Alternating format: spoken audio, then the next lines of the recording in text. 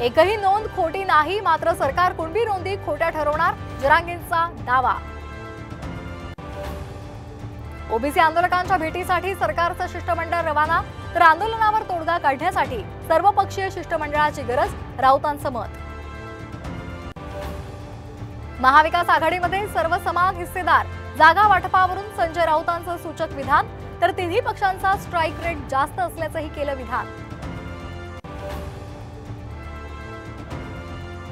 विधानसभेच्या पार्श्वभूमीवर लवकरच शरद पवारांच्या राष्ट्रवादीकडून शिवस्वराज्य यात्रा काढली जाणार, यात्रेची जबाबदारी अमोल कोल्हेंवर। नाशिक शिक्षक मतदारसंघासाठी मुख्यमंत्री मैदानात, उमेदवार किशोर दराडे यांच्यासाठी शिंदेंचा आज उत्तर महाराष्ट्राचा दौरा। देशभरात अँटी पेपर लीक कायदा लागू, उत्तर पत्रिकेमध्ये फेरफार केल्यास 10 वर्षांचा कारावास, 1 कोटींचा दंड।